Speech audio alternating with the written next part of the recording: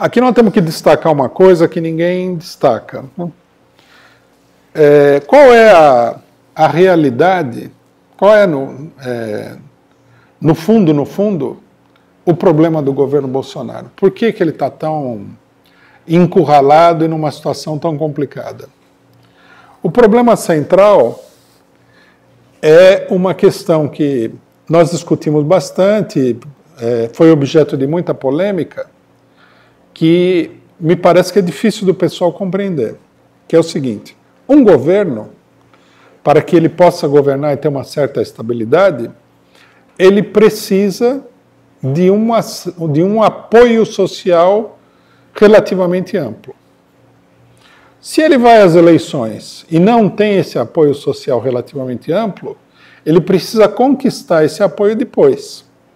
Se ele não conquistar esse apoio depois, ele vai se apoiando sobre uma base cada vez mais estreita. Quer dizer, chega uma hora que não dá nem para a pessoa ficar de pé naquela base de tão estreita que ela é. O governo Bolsonaro, né, ele é um governo resultado de uma fraude eleitoral. Fez-se um esforço gigantesco no Brasil para ocultar essa fraude eleitoral. Até setores do PT, e isso é muito vergonhoso, não são todos os setores do PT, mas alguns setores do PT, procuraram mostrar que a fraude eleitoral se resumia a chamadas notícias falsas, fake news. Esse é absurdo. Né? A fraude eleitoral é óbvia. Impedir a pessoa que estava na posição de ganhar a eleição de concorrer. É como se você estivesse aí chegando no final do campeonato, né? Você tem um clube que está 20 pontos à frente do segundo lugar, aí você chama o TSE, tira o clube da competição, e o cidadão que está com 20 pontos atrás ganha, e aí vem um comentarista que não tem nem vergonha na cara e fala assim: não, esse é o melhor time da competição. Não, o melhor era o outro que estava com 20 pontos à frente. Esse daqui digamos assim, ele teve sorte, caiu no colo dele. No caso do Bolsonaro, ele não teve sorte. Né? O Bolsonaro era o único recurso que a burguesia toda tinha para conseguir institucionalizar o golpe, que era o grande problema do golpe. Nós passamos aí 6 meses, pelo menos, ou mais, discutindo o problema da institucionalização do golpe através das eleições, que era um ponto-chave do golpe. Retiraram o Lula e pensaram assim: aí nós ganhamos a eleição. Dada a crise do governo Temer, toda a crise que se seguiu ao golpe de 2016, o único setor que apresentava, naquele momento, condições de ter uma base de apoio para poder governar era o Bolsonaro. A própria burguesia de conjunto foi obrigada a se render a essa situação. Né? A burguesia não queria o Bolsonaro, achava que o Bolsonaro era um candidato ruim, preferiria um Alckmin, alguma coisa parecida com isso, mas não tinha condições de impor a sua vontade naquele momento. Então o Bolsonaro aparece como candidato improvisado. Entra aí, né? E o apoio social dele, no final das contas, revelou-se muito pequeno. Quando o Bolsonaro ganhou, nós fizemos uma avaliação disso. Pessoal, teve gente que falou, foi uma vitória acachapante, absurdo. Bolsonaro teve 1/3 dos votos nacionais. Quer dizer, já diante desse fato, você olha, 2/3 do país não chegaram a votar na pessoa, mas não é só isso. Porque qualquer um pode não ter 2/3 e ainda ser uma pessoa bem popular. Ele não teve 2/3 do voto com o apoio de toda a burguesia brasileira e internacional. Porque a burguesia não queria que o PT ganhasse de jeito nenhum. Esse era todo o plano, no final das contas. Então, quer dizer, quando você vê o tamanho do apoio, né, e o resultado, você percebe que o resultado é muito pequeno. Porque se ele fosse o Lula, concorresse contra todo mundo e tivesse 1/3, você fala, nossa, cara teve um terço contra todo mundo, mas se ele foi apoiado por todo mundo e teve um terço, quer dizer, é um verdadeiro tiro de pólvora seca. Então o resultado foi um resultado negativo. Ele precisaria, a partir daí, fazer um esforço para consolidar um certo apoio. Aí entra uma segunda característica do governo Bolsonaro que é muito importante, né? As pessoas atribuem a incapacidade pessoal do Bolsonaro. Isso aí nunca impediu nenhum governo de ir para frente. Vamos esclarecer esse problema. Nos Estados Unidos, por exemplo, os norte-americanos, eles têm a maior coleção de presidentes idiotas que o mundo já viu até hoje. Vejam Ronald Reagan, por exemplo. Os dois Bush. O segundo, então, era... né, praticamente o pessoal tinha que carregar ele, mexer a boca dele, porque ele não conseguia nada. Isso aí não impediu o cidadão de governar. Os outros que parecem mais articulados, na verdade, são umas figuras de fachada, tipo Bill Clinton, um ator. Qual seria o talento administrativo desse cidadão? Simplesmente que ele, né, ele fazia o papel dele. Você vê aqueles discursos dele, ele ia treinar, né, horas e horas na frente do espelho para fazer aquele discurso. Um ator. Barack Obama, outro ator. Quer dizer, a maioria desses presidentes não valia nada, né? Se a gente conhecesse o cidadão e tivesse que eleger o presidente do clube de futebol da esquina, não escolhia esse pessoal, esses norte-americanos. Então, quer dizer, o problema não está só na incapacidade do Bolsonaro, que é patente. Já dava para perceber antes que o cidadão não sabe nem falar direito.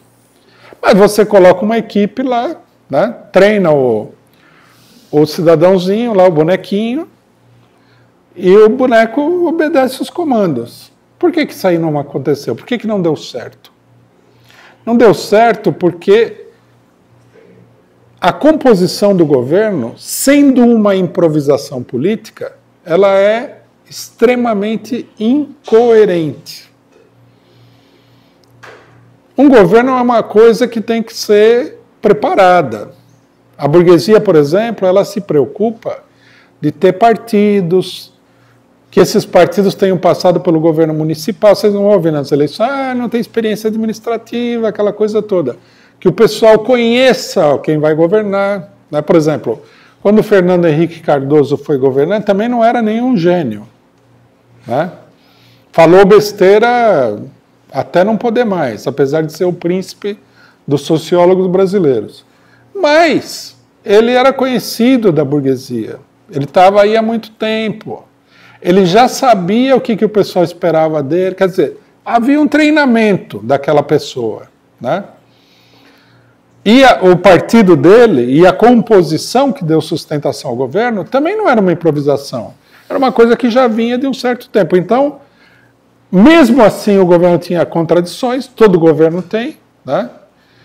Mas no caso do Bolsonaro, as contradições são muito grandes. As incoerências são muito grandes. Até você acertar os seguidores do Olavo de Carvalho, os evangélicos, tipo Damares, os militares malucos e broncos e sanguinários lá, defensores do golpe de 64. A família Bolsonaro que entrou rasgando aí no meio da confusão. Um aloprado que nem esse Paulo Guedes aí, que todo mundo considera que é a pessoa mais sã do governo. Os norte-americanos, os capitalistas nacionais. Ixi, até todo mundo se entender aí é complicado. Principalmente numa situação difícil.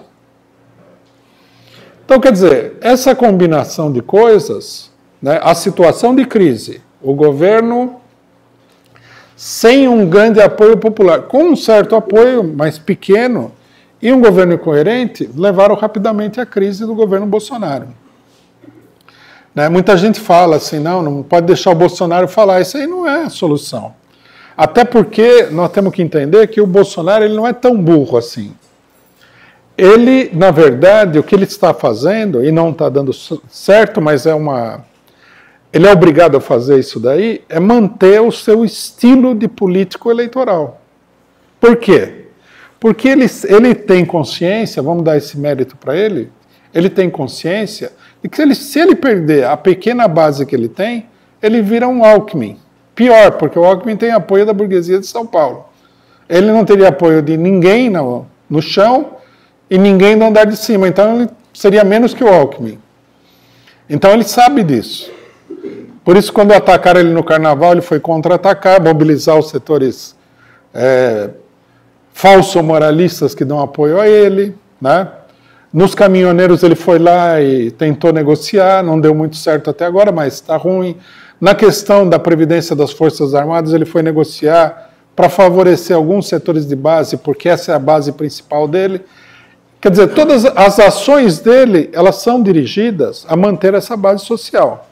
Só que ao tentar manter a base social dele, que é pequena, e se encontra numa grande contradição com outro setor da população, isso daí se transforma numa crise permanente, né? Porque você fala assim, vamos comemorar o golpe de 64, agrada os militares, mas não agrada uma parte grande da população. Você coloca lá o vídeo famoso dele no Twitter, que foi escândalo mundial, os setores mais moralistas entenderam a mensagem. Não, carnaval é uma sem vergonhice mesmo, não pode ter, precisa acabar com isso e tal. Mas a maioria da população achou simplesmente uma coisa grotesca e asquerosa da parte do governo. O que vai fazer? A distância a distância psicológica entre a base do Bolsonaro e o resto da população é grande. Eles são uns fanáticos malucos, aloprados, tem gente que acha que a Terra é plana e assim por diante. Como é que vai conciliar isso, né, no interior da população toda? Você pode até, sei lá, falar essas abobrinhas e uma parte expressiva da população, inclusive da população trabalhadora, não registrar essas coisas. Pode acontecer. Mas acontece que a população, ela pode não registrar o que o Bolsonaro está fazendo, mas numa questão fundamental, a população se coloca em conflito com o governo, que é o quê? A situação econômica. Desemprego, o desemprego aumentou sobre o Bolsonaro, não conseguiu tomar uma medida para fazer diminuir o desemprego. A reforma da Previdência é super, ultra impopular.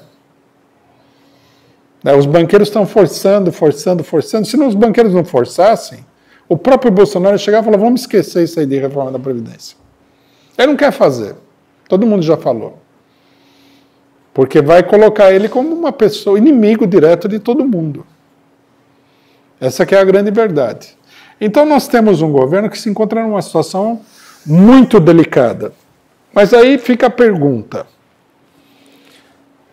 O problema está resolvido com tudo isso? Não. Isso em primeiro lugar. Segundo lugar, o que causou esse desgaste? Foi a política daqueles que se opõem ao Bolsonaro? Não. Os que se opõem ao Bolsonaro, eles fizeram um cálculo totalmente equivocado. Eles acharam que o Bolsonaro é um governo fortíssimo, com amplo apoio popular, e que seria necessário, né, conviver com esse governo até a eleição de 2022. Agora todo mundo percebeu que o mais provável é que, nesse momento, né, porque a política é assim como um quadro que você olha assim, ele muda, né? Nesse momento aqui o quadro aparece assim, esse governo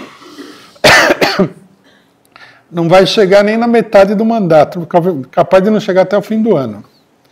Então, o pessoal que era contra, é contra até hoje, né?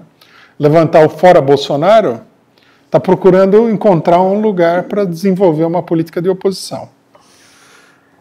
O que acontece é que há uma oposição anterior ao problema do governo Bolsonaro. O pessoal se confundiu com o negócio do Lula, com a eleição, com as campanhas da imprensa e a falta de orientação das principais organizações de esquerda do país, principalmente o PT, que é extremamente confuso. Mas mesmo assim, a coisa está estourando aí, né? Nós estamos numa situação que é uma situação onde se pode virar a mesa completamente. O governo Bolsonaro pode cair? Pode, desde que haja um grande movimento de rua para derrubar o governo. Cair por cair é difícil. E se for o governo Bolsonaro, que nesse momento parece um pouco improvável, for substituído por um arranjo de dentro, vai ser uma tentativa de superar a crise, e não uma derrota do governo Bolsonaro, do governo golpista, do governo de tipo fascista que existe no Brasil, né, com inclinações fascistas. Tudo isso a gente tem que levar em consideração.